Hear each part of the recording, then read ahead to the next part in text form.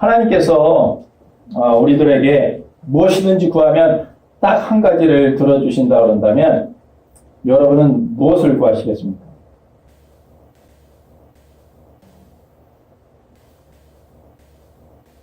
이 성경에 나오는 그 인물들을 보면 우리 아브라함을 믿음의 조상이라고 얘기하죠.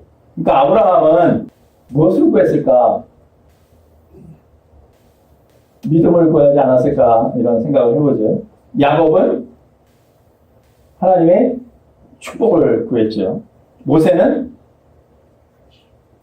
이스라엘 백성들의 이 구원을 위해 기했죠. 나의 생명책을 지어버리라고 할서까지 이스라엘 백성들이 구원받기를 그렇게 간절히 기도했었죠.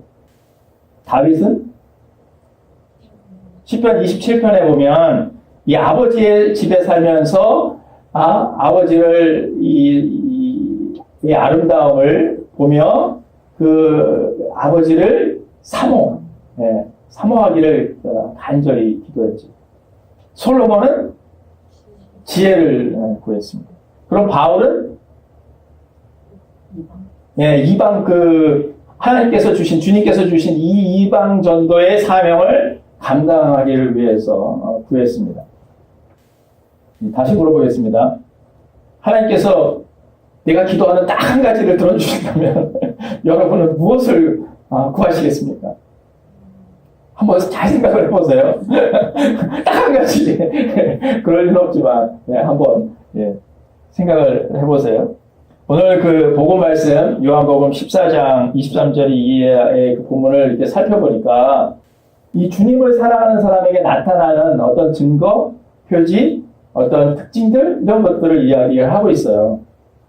23절, 24절에 보니까 예수님께서 자신을 사랑하는 사람들은 예수님이 한 말을 지킨다. 그리고 나를 사랑하지 않는 사람은 나의 말을 지키지 않을 것이다. 이렇게 말씀을 하고 있어요. 21절에 보면 나의 계명을 지키는 자야 나를 사랑하는 자다. 이렇게 말씀을 하고 있죠. 그러니까 주님을 사랑하는 사람들에게 나타나는 어떤 증거, 특징들, 표시들이 뭐냐 하면 주님께서 당부하신 그 계명을, 그 말씀을 지킨다는 거죠. 할렐루야. 제가 지난 주일 설교 때 예수님께서 우리에게 주신 그 새 계명, 서로 사랑하라. 내가 너희를 사랑한 것이 서로 사랑하라. 근데 이 사랑은 무슨 사랑이라고 말씀드렸죠? 아가페의 사랑이라고 말씀을 드렸어요. 근데 우리가 이 아가페의 사랑을 이렇게로 사랑하려고 해봐도 어떻게 내 노력과 내 힘으로 아가페의 사랑을 할 수 없음을 발견하게 돼요. 그래서 그 1만 달란트의 비유를 제가 말씀을 드리면서 이 죄사함의 은혜, 이 은혜를 깨달은 만큼 그것에 비례해서 주님의 사랑을 깨닫게 되고 주님의 사랑을 깨닫게 되면 이제 그것을 비례해서 주님께서 나를 사랑하신 것처럼 그렇게 배시체들에게도 그 사랑을 할 수 있게 된다라는 그런 말씀을 지난 주일날 드렸습니다. 그러니까 이 우리가 아가페의 사랑을 하기 시작하게 되는 것은 이 죄사함의 은혜를 깨닫고 나서 그러고 나서 성령을 받고 나서부터 시작되는 거예요. 아가페의 사랑을 이제 시작하려고 막 이렇게 하게 되는 것입니다. 그래서 오늘 복음 말씀 26절에 보면 보혜사 곧 아버지께서 내 이름으로 보내실 성령 그가 너희에게 모든 것을 가르치시고 생각나게 해 주실 것이다 라고 말씀을 하고 있습니다. 그러니까 진리의 영이신 그 보혜사 성령님이 우리 안에 내주하고 계시면서 우리가 하나님의 말씀을 잘 깨닫게 하도록 잘 이해할 수 있도록 우리를 도와주신다는 것이죠. 그러니까 오늘 예배 가운데도 하나님의 말씀이 선포되는데 그 말씀이 나의 심령 안에서 이해되고 잘 깨달아지는 것은 누구의 역할이시라고요? 성령님의 역할이에요. 그러니까 내가 할 일은 성령님을 잘 의뢰하고 그분이 내 안에서 역사하시도록 나를 내어드리고 내 안에서 충만하게 하도록 그렇게 기도하고 예배를 드리는 것이죠. 그러니까 제자들 또한 예수님께서 당부하신 그 계명들 말씀을 지키려고 굉장히 노력을 했어요. 그럼에도 불구하고 제자들은 하나님의 말씀을 제대로 지킬 수 없다는 것을 깨닫게 됐어요. 예수님의 제자들이 예수님이 하신 그 말씀을 깨닫기 시작한 것은 부활하신 예수님께서 제자들에게 나타나셔서 너에게 평강을 주노라, 그리고 성령을 받아라 말씀을 하시고, 그리고 승천하시고 나서 내가 너희에게 보혜사 성령을 보내주실 것이다 라고 말씀하시고, 그 약속대로 오순절날 마가의 다락방에 모여있는 그 수많은 제자들에게 성령이 임할 때 그 성령을 받고 나서 그때부터 그들은 정말 그 하나님의 예수님의 놀라운 그 구원 계약을 깨달으면서 내가 얼마나 죄사함을 받은 존재인지 큰 존재를 깨닫고 그 성령의 능력을 받고 이제 아가페의 사랑을 할 수 있는 자로 그렇게 삶을 이어간 것을 볼 수 있습니다. 그러니까 사도행전을 보면 놀라운 일들이 많이 일어나잖아요. 근데 꼭 그 앞에 뭐라고 전제를 두냐 하면 성령이 충만하여 그 말씀을 전했다라고 이렇게 이야기를 하고 있는 것을 볼 수 있습니다. 그러니까 성령이 충만한 사람들에게 나타나는 특징이 뭐예요? 예수님이 우리에게 당부하신 이 계명을 지키려고 그 말씀대로 살려고 막 이렇게 하는 거죠. 쉽지는 않죠. 그렇지만 성령께서 계속 나에게 충만하면 자꾸 그 마음을 주시는 거예요. 주님의 마음. 그러니까 주님의 사랑의 마음, 십자가의 그 은혜, 죄사함의 은혜를 내 마음 가운데 이렇게 부어지니까 어떻게 해요? 할 수 없다가도 아가페의 사랑을 하게 되는 거예요. 하게 되는 거예요. 네. 그러니까 우리가 구해야 될 것은 성령의 충만함이 아닐까 이렇게 생각을 합니다. 27절에 보니까 주님을 사랑하는 사람들에게 주님의 평안이 있습니다. 근데 이 평안은 세상이 줄 수 없는 평안이라고 얘기를 해요. 세상이 알 수도 없고 세상이 줄 수 없는 평안이라고 말씀합니다. 여러분, 평안에는 두 가지가 있는 것 같아요. 한 가지는 이 세상에서 주는 평안이 있어요. 그 두 번째는 주님이 주는 평안이 있어요. 이 세상이 주는 평안은 여러 가지 환경이나 조건이나 모든 것이 잘 이루어질 때 내가 평안해.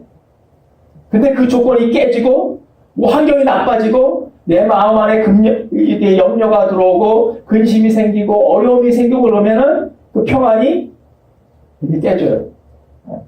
이 세상적인 주는 평안은 일시적인 평안이에요. 평안하다가도 깨져요. 언제든지 깨질 수 있는 평안이에요. 요즘 시대는 사실 평안을 유지하기가 참 힘들어요. 여러분, 하루하루의 그 삶을 보면, 뉴스를 보면, 온갖 일들이 다 일어나잖아요. 여러 가지 그냥 사건, 사고들, 전쟁의 위험들, 한국 같으면 그냥 지금 핵 문제로 인해서 늘 불안하고, 나와 상관없이 이 평안을 유지하기가 어려워요. 요즘은 또 괴기한 무슨 질병들이 막 있어가지고, 갑자기 원인도 없이 슈퍼 박테리아 이래가지고 죽기도 하고, 갑자기 나와 상관없이 병을 얻기도 하고. 그러니까 평안을 유지한다는 것이 정말 쉬운 일이 아닙니다. 근데 우리에게 이 세상에서 주는 이 평안이 뭘까? 나는 무엇 때문에 평안을 누릴까 생각을 해보면 뭘까요? 첫 번째로 나에게 이 세상을 보면서 주는 평안이 뭘까? 첫 번째로 돈이죠. 이거를 부정할 사람은 없을 것 같아요. 물질적으로 내가 이렇게 안정하면 평안이 있어요. 그러니까 어떻게 해요? 돈을 많이 벌려고 하죠. 안정적인 생활을 해야 내가 평안이 있으니까. 어떤 사람들은 명예를 위해서 하고, 어떤 사람들은 여러 가지 다르지만 나에게 즐거움을 주는 뭔가가 있죠. 여러분, 나에게 즐거움을 주는 뭔가가 있어요. 우리 자녀들이든 손주든 내가 하는 어떤 취미든 어떤 사람이든 어떤 것을 통해서 내 안에 이렇게 평안을 주는 어떤 것들이 있습니다. 그러니까 사람은 무엇든지 내가 믿는 구석이 있어야 돼. 뭔지는 모르지만 여러분들 잘 살펴보십시오. 나를 잘 살펴보면 내가 믿는 구석이 있어요. 그 믿는 구석을 통해서 나는 안정감을 취합니다. 평안을 누려요. 그게 돈이든 무엇이든지 간에. 여러분, 사람도요, 신뢰를 주고 믿음을 주는 사람과 있으면 내 마음이 편안해요. 근데 이렇게 신뢰를 주지 않고 믿음이 없는 사람들을 만나면 어떻게 됩니까? 내 안에 이렇게 평안이 없고 뭔가 이렇게 불편하고 힘들어요. 그래서 부모도 자식에게 신뢰를 주지 못하고 믿음을 주지 못하면 그 자녀들은 불안해합니다. 그렇죠? 근데 이렇게 잘 보면 자녀들이 이렇게 평안하고 안정감을 갖는 그런 아이들을 보면 부모가 평안하고 자녀들에게 이게 믿음을 줘요. 근데 부모가 믿음을 못 주면 신뢰가 되지 않으면 자녀들도 약간 불안해하죠. 마찬가지인 것 같아요. 우리가 정말 하나님을 진실되게 믿고 그분을 정말 신실하게 그분이 나에게 정말 하나님의 그러한 믿을 만한 분으로 이렇게 여겨진다면 그 아래에서 우리는 평화를 누릴 수 있는 거예요. 안정감을 가지고 있어요. 할렐루야. 아멘. 다윗이 시편 42편의 11절에 보면 자기 영혼에게 내 영혼아 어찌하여 너가 낙심하고 두려워하는가 너의 소망을 하나님께 두라 이렇게 말하면서 나는 그 하나님의 나타나심과 도우심을 인해서 내가 즐거워하고 기뻐하리라 라고 이렇게 선포하고 있어요. 주님을 찬송하고 있어요. 그러면서 너의 영혼아 왜 낙심하고 있어? 자기 자신에게 자기 영혼에게 왜 낙심하고 있어? 왜 근심하고 있어? 왜 두려워 떨고 있어? 주님을 봐. 하나님을 바라봐. 그럼 나의 그 도우심 나를 도와주시는 그 하나님의 손길을 느끼게 되지 않겠니? 그러면서 여호와를 즐거워하라 라고 그렇게 선포하고 있습니다.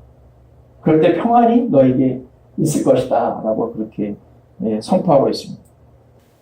그렇기 때문에 이 주님의 주시는 평안 샬롬, 헬라어는 에이렌의 이 평안이라는 것은 이 세상에 주는 평안이 아니죠. 위로부터 하나님이 부어주시는 우리 내면 안에서 주어지는 평강의 평안이에요.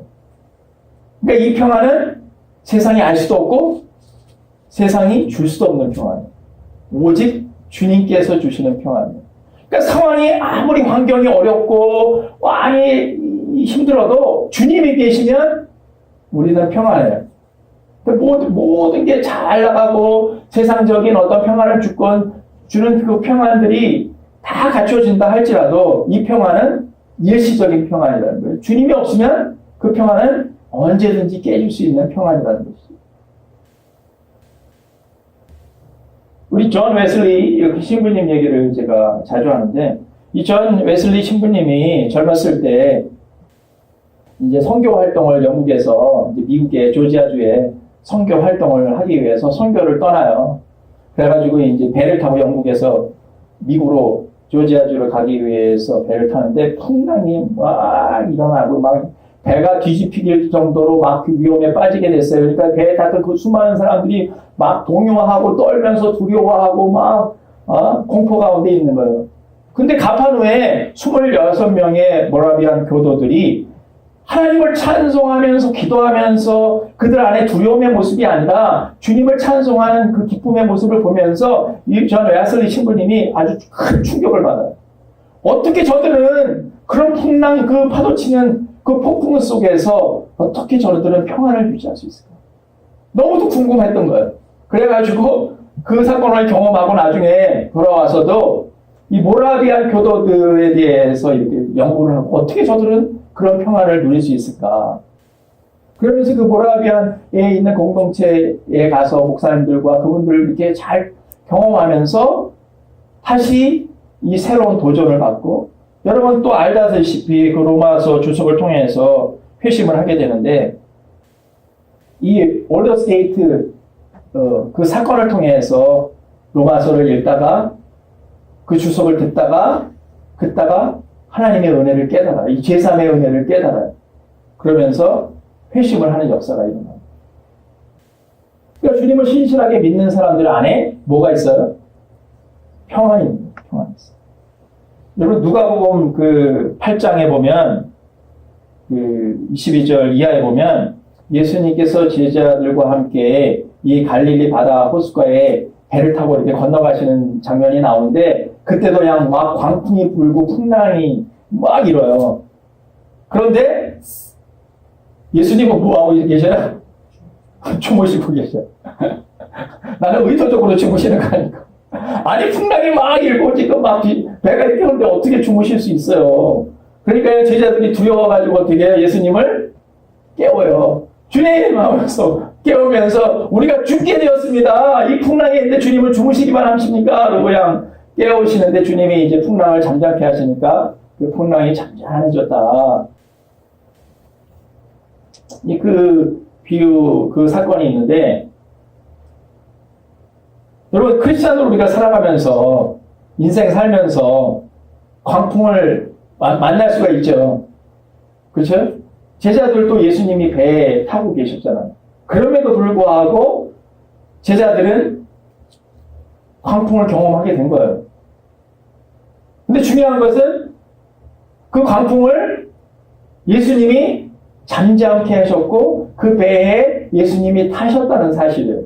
그러니까 우리 인생 살면서 여러 가지 종류의 광풍을 만나죠. 그렇죠? 광풍 좀 만나보셨습니까? 아멘이에요. 바로 아멘이 나오시네요. 네. 예, 광풍을 만나보신 분은 그때를 생각해 보세요. 과거에 내가 광풍을 만났을 때 나는 어떠한 믿음이었나? 나의 믿음이 요동치지 않았습니까? 하나님을 믿는다고 하는 것 같은데 광풍이 막 몰아치니까 어떻게 해요? 내 믿음이 막 그 광풍에 따라서 흔들리는 것을 볼 수 있습니다. 근데 중요한 사실은요, 그 강풍 속에 그 배 안에 주님이 계셨다는 거예요. 제자들과 함께 타고 있었다는 사실이에요. 그리고 주님이 그 광풍을 잠잠케 했다는 사실이에요. 근데 우리는 그 사실을 때로 잊어버리고 살죠.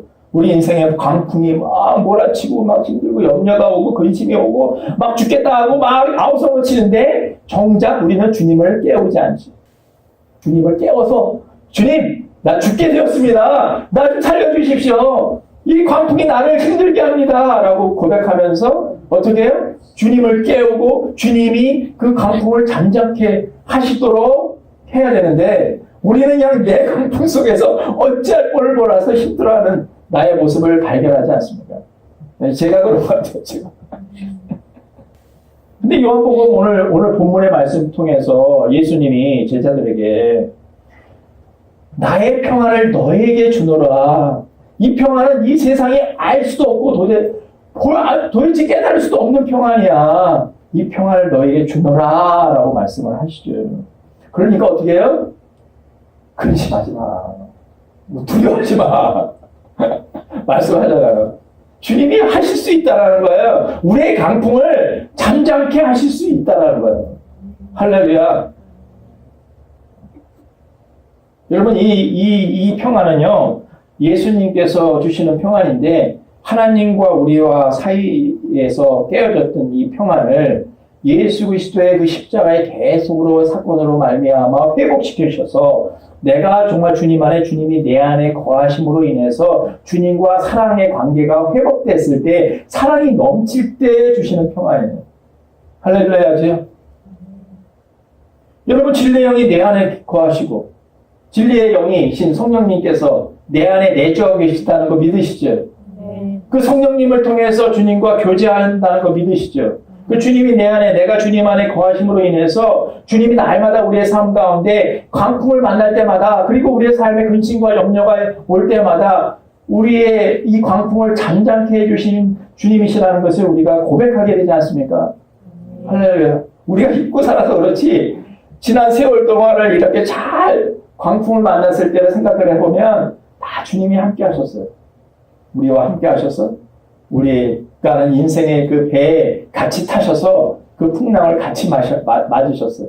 그런데 우리는 그 주님이 옆에 계심을 잘 모르고 주님을 깨우고 주님께 정말 기도하면서 그분이 우리의 풍랑을 잠잠케 하시도록 그렇게 우리가 의뢰하고 살았는가? 근데 그렇게 지나고 보면 다 그랬던 것 같아요. 과거를 지나고 보면, 회상을 해보면 그렇게 주님이 역사하셨던 것 같아요. 그러니까 성령 충만한 사람들한테 나타나는 이 특징이 뭐냐? 평안이라는 거예요. 때로는 이렇게 뭐 염려하고 근심하고 뭐 얼굴에 뭐 이렇게 기쁨이 사라지고 할 수 있죠. 근데 다시 주님을 바라보면, 주님께 소망을 두면,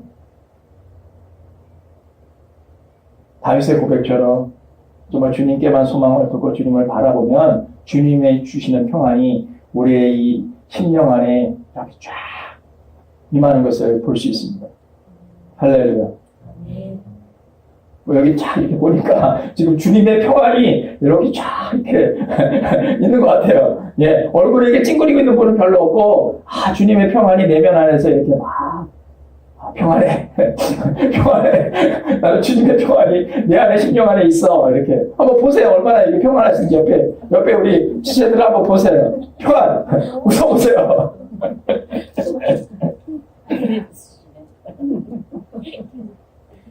28절입니다. 주님을 사랑하는 사람은 내가 아버지께로 가는 것을 기뻐하였을 것이다. 라고 말씀해요. 여러분, 아버지께로 가는 것은 뭘 말합니까? 십자가의 죽음을 의미해요. 그런데 십자가의 죽음이 어떻게 주님께서 십자가에서 죽는 것이 정말 제자들에게도 기쁨이 되고 우리들에게도 기쁨이 되겠냐 하는 거예요. 죽음이 어떻게 우리에게 기쁨이 되냐? 제자들에게 기쁨이 되냐? 왜냐하면 예수님의 이 십자가의 이 죽음은 하나님의 이 놀라운 이 구원 계획, 하나님의 뜻을 이루는 것이기 때문에 그렇죠. 우리가 출애굽기에서 보게 되지만 6월절의 어린 양으로서 정말 그 죽임을 당하셔서 하나님의 놀라운 구원 계획을 이룰 수 있는, 하나님의 뜻을 이룰 수 있는 하나님이 기뻐하신 일이기 때문에, 그렇기 때문에 제자들에게 기뻐하라. 우리들에게 또한 기쁨이 되는 것이죠. 그러니까 보혜사 성령님을 통해서 이 십자가의 대속의 사건을 깨달아 알면은 우리 안에 죄사함의 은혜가 커지고, 죄사함의 은혜가 커지면 상대적으로 예수님의 사랑이 내 안에 부어지고, 예수님의 사랑이 내 안에 부어지면 어떻게 해요? 성령님을 통해서 내가 아가페의 사랑을 할 수 없음에도 불구하고 아가페 사랑을 할 수 있는 마음이 계속적으로 일어난다는 것이죠.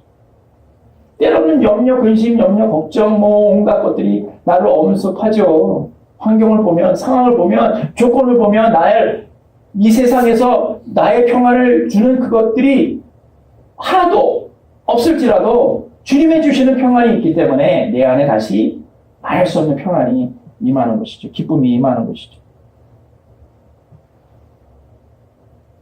요즘 매주마다 겪게 되는 것은 여기에 손주들이 계신 분들이 대다수이기 때문에 그분들 안에 있는 그 기쁨을 보게 돼요. 예. 특히 우리 관심님이 이렇게 기뻐하는 일이 타고칠 때는 별로 없는 것 같은데, 이 손주 얘기만 하면 누구보다도 요즘에 아주 크게 웃으시면서 막 반응을 격하게, 좀 격할 정도로 하세요. 손주 자랑을 아주 그냥 하죠. 그럴 때면 이제 손주 없는 제가 어떻겠어요? 제 마음이 기쁨이 사라지나요? 기뻐요. 야, 참 기쁠 거다. 말할 수 없는 그 기쁨이, 여러분들의 그 기뻐하는 모습을 보면서 내 안에 기쁨이 있죠. 그러면서 한편으로 되게 부러워요. 근데 또 한편으로는 그렇게 부럽지도 않아요. 양면이 다 있어요. 왜 그런지 아세요?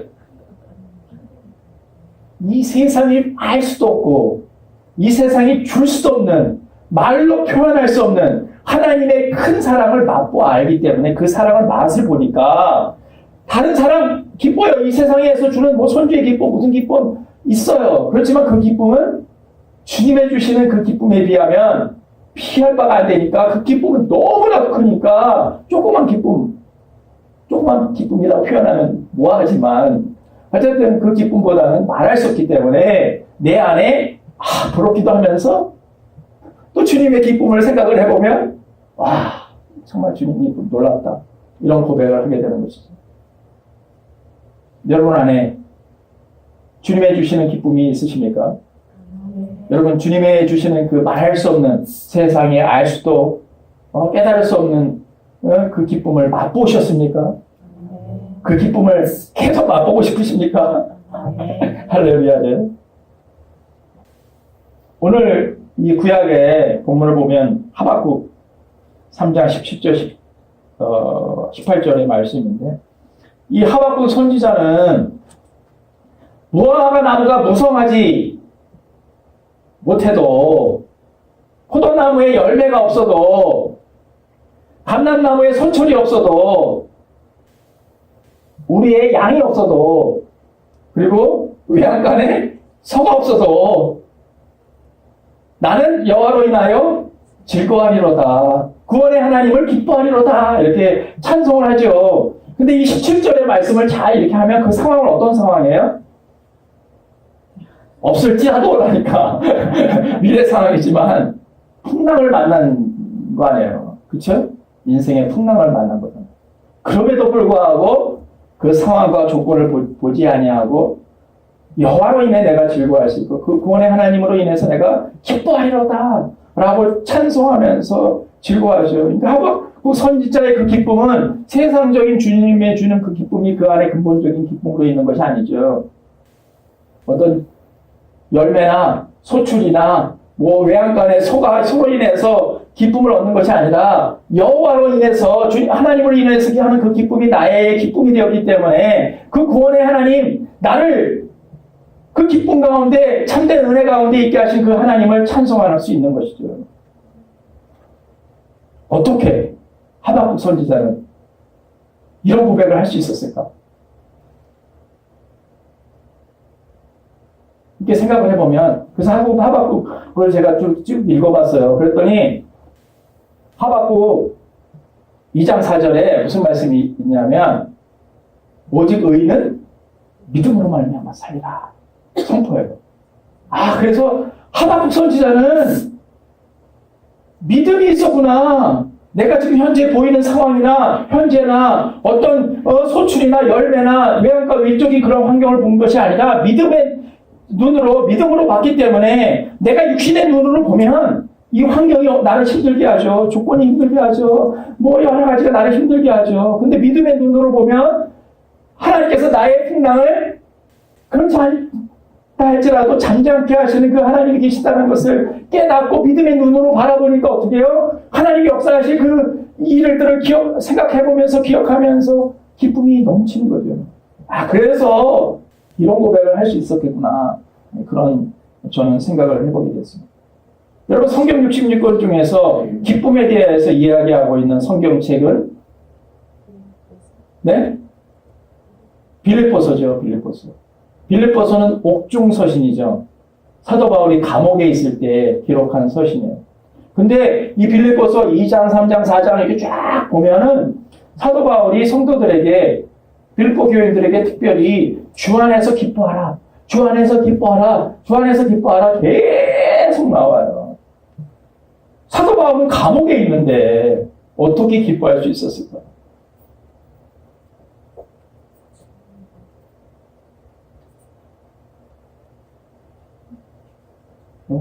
답은 아시잖아요.